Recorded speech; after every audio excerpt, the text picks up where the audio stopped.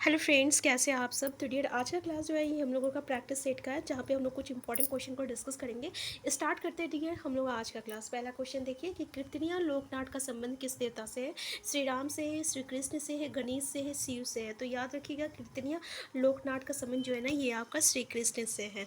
Next है गांधी मेला एवं रामलेखा धाम मेला का आयोजन किस जिले में किया जाता है। रांची, गुमला, देवघर, सिमडेगा। तो डियर ये कहाँ किया जाता है। तो याद रखिएगा फ्रेंड्स, ये जो गांधी मेला है और रामलेखा धाम मेला है ये आपका सिमडेगा जिला में जो है किया जाता है। ये जो लेखा धाम मेला जो है ना ये आपका कार्तिक पूर्णिमा के अवसर पर लगता है। और इसकी मान्यता ये है ना, जब भगवान जी को, भगवान श्री राम को दंड मिला था तो उस क्रम में जो है वनवास का जो दंड मिला था उसमें ये जो है रामरेखा पहाड़ में जो है आके कुछ दिन बिताए थे और इसी के लिए जो है यहाँ पे मेला लगाया जाता है। नेक्स्ट है निम्नलिखित कौन से त्योहारों के दौरान जनजातीय महिलाएं पूरे दिन पुरुष के कपड़े पहनकर पशुओं का शिकार करती हैं।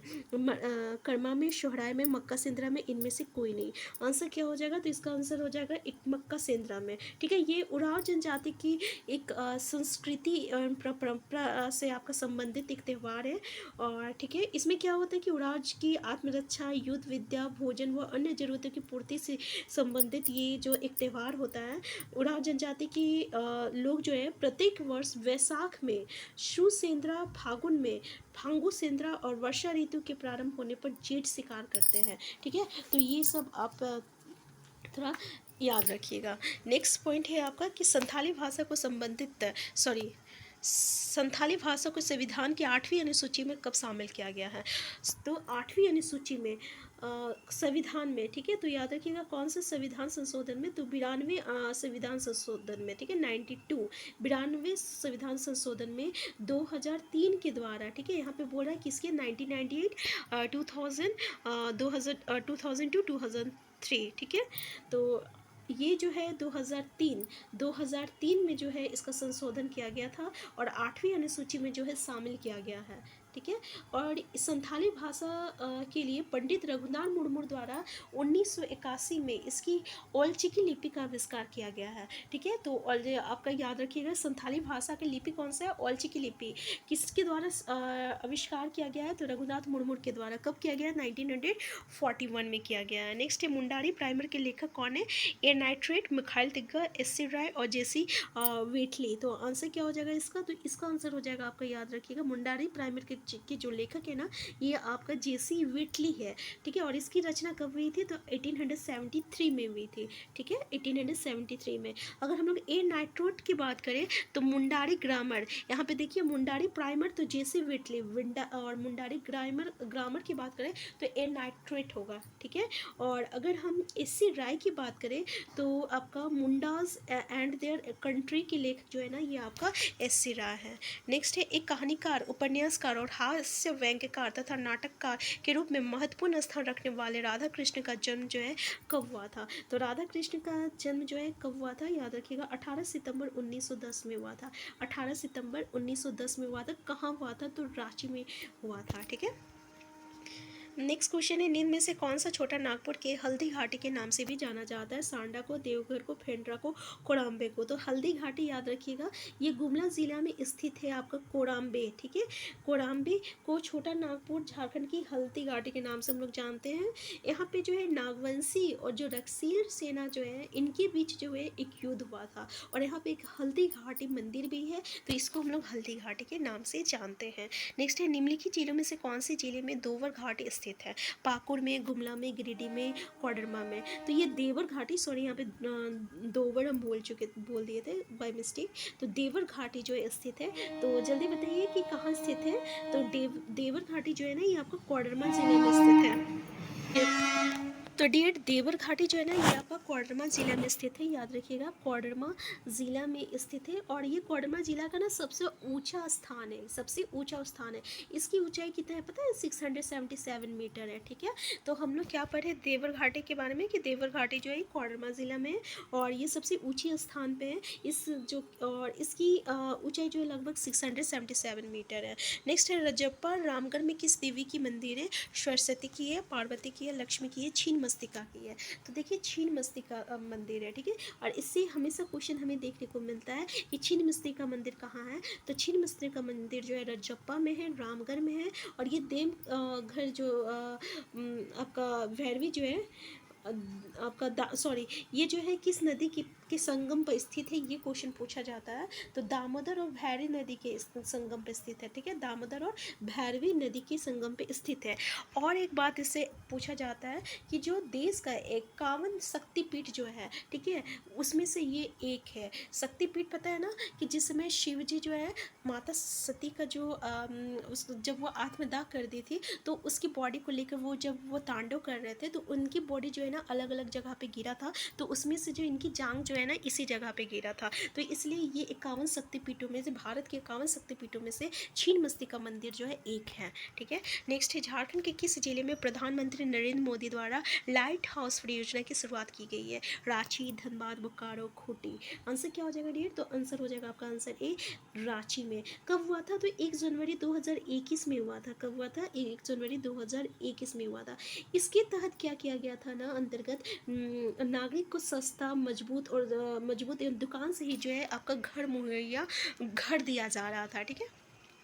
नेक्स्ट है झारखंड के ग्रामीण विकास विभाग द्वारा डायन प्रथा के उन्मूलन के लिए कौन सी योजना शुरू की गई थी। डायन योजना, उद्भव मार्ग योजना, बब्बल योजना, गरिमा योजना। आंसर क्या हो जाएगा? याद रखिएगा, गरिमा योजना, ठीक है, गरिमा योजना। देखिए पहले चरण में ना कितना जिला, तो 7 जिला को शामिल किया गया था। और 7 जिला में 25 प्रखंड है, और 25 प्रखंड था मतलब 7 जिला में 25 प्रखंड और 342 गांव पंचायतों में ये योजना जो है आपका गरिमा योजना चल रहा था। आंसर डी हो जाएगा।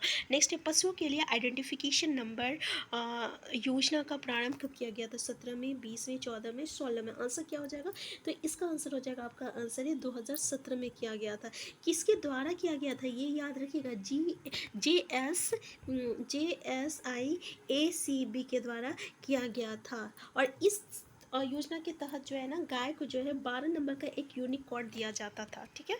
नेक्स्ट है आपका ओलंपिक 1928 में 1928 में भारतीय हॉकी टीम के कप्तान जयपाल सिंह ने भारत के लिए पहली बार कौन सा पदक जीता था। तो जल्दी बताइए कि भारत के लिए पहली बार कौन सा पदक जीता था। स्वर्ण पदक है, रजत पदक है, आपका कांस्य पदक है, या इनमें से कोई नहीं। तो याद रखिएगा स्वर्ण पदक जीता था, ठीक है। आंसर ए हो जाएगा। नेक्स्ट है तिलका आंदोलन का नेतृत्व किसने किया था। बिरसा मुंडा, ज्ञा मुंडा, तेलंगा खड़िया और तिलका मांझी। आंसर हो जाएगा तिलका से ही, तिलका आंदोलन से तिलका मांझी हो जाएगा, ठीक है ना। देखिए ये पता है ये क्या किए थे, जो सखुआ का पत्ता होता है ना उस पर ये अपना संदेश जो है भेजा करते थे। ये क्वेश्चन पूछा जाता है। और क्लीवलैंड की हत्या जो है इन्होंने 13 जनवरी अपने तीरों से जो है 13 जनवरी 1784 में ये क्लीवलैंड की इन्होंने हत्या तीर से जो है मारा था, ठीक है। और इनको फांसी कब दी गई थी। तो 1785 में इनको फांसी दी गई थी। कहाँ दिया गया था? भागलपुर में दिया गया था। भागलपुर में बरगद का पेड़ पर लटका कर फांसी दिया गया था, ठीक है। और इसको गिरफ्तार किसने करवाया था ये पूछा जाता है। तो याद रखिएगा जोहरा नामक पहाड़िया सरदार ने इन्हें गिरफ्तार करवाया था। तो ये 2-3 पॉइंट इंपॉर्टेंट रखता है, तो इसको थोड़ा सा देख लीजिएगा। नेक्स्ट ये टाना भगत आंदोलन के प्रेरणेता जतरा भगत का जन्म कब हुआ था। 1888 में, ठीक है, या आपका 1891 में या 95 में। तो आंसर क्या होगा डियर? तो इसका आंसर हो जाएगा आपका आंसर ए, 1888 में हुआ था। देखिए 2 अक्टूबर 1888 में गुमला ज़िले में हुआ था। गुमला ज़िले के बिशनपुर प्रखंड में। और आपका चिंगरी नावाटोली गांव, ठीक है, चिंगरी नावाटोली गांव था और बिशनपुर प्रखंड था और गुमला ज़िला था। तो याद रहेगा। और एक साधारण उड़ाव परिवार में हुआ था। टाना भगत का जन्म किस में हुआ था? साधारण उड़ाव परिवार में हुआ था। और ये जो टाना भगत आंदोलन था ना 1914 में हुआ था। 1914 में हुआ था। पता है ये आंदोलन कैसा आंदोलन था इससे पूछा जाता है। तो ये एक तरह का धार्मिक आंदोलन था। कैसा आंदोलन था? धार्मिक आंदोलन था। नेक्स्ट है निम्न में से किस स्वतंत्रता सेनानी एवं क्रांतिकारी संगठन युगांतर समिति के सदस्य की जीवनी पर शरद चंद्र राय ने उपन्यास लिखी है। यदु गोपाल मुखर्जी, बिरसा मुंडा, सिंधु कान्हू, ज्ञा मुंडा। आंसर क्या हो जाएगा डियर? इसका आंसर हो जाएगा आपका answer A, Yadu Gopal Mukherjee. Next है निम्न में से कौन झारखंड में सबसे लंबे समय तक मुख्यमंत्री रहे हैं। बाबूलाल मरांडी, मार्कंडे, अर्जुन मुंडा, शिबू सोरेन, हेमंत सोरेन। आंसर हो जाएगा आपका, याद रखिएगा, अर्जुन मुंडा।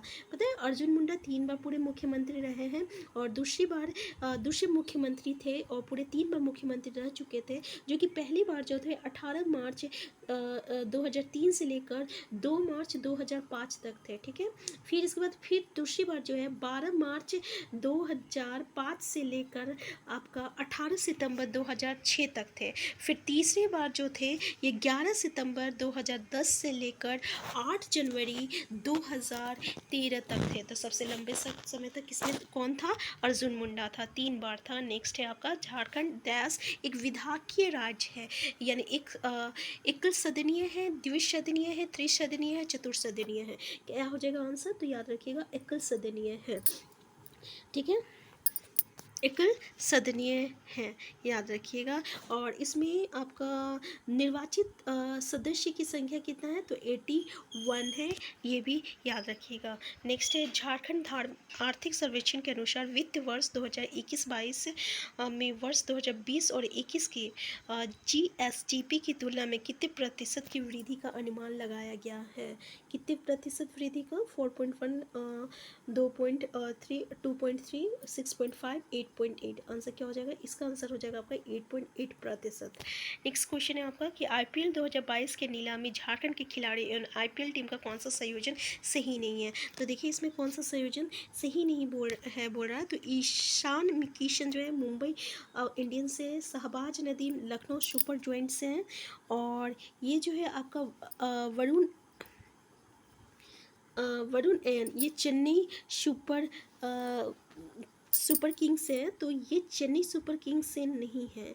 ये एरोन जो है ना, ये आपका गुजरात जॉइंट से है। किससे है? गुजरात जॉइंट से है। ठीक है, तो ये आपका ये आंसर सी जो है इसका करेक्ट आंसर हो जाएगा, क्योंकि चेन्नई सुपर किंग्स से नहीं है, गुजरात जॉइंट से है। नेक्स्ट है अनुकूल राय जो है, ये आपका कोलकाता नाइट राइड्स से है। ठीक है, तो ये आंसर सही है। तो आंसर क्या हो जाएगा? इसका आंसर सी है जो है सही हो जाएगा, क्योंकि इसमें पूरा कौन सा सही नहीं है। तो बाकी का 3 जो है ये आपका सही है।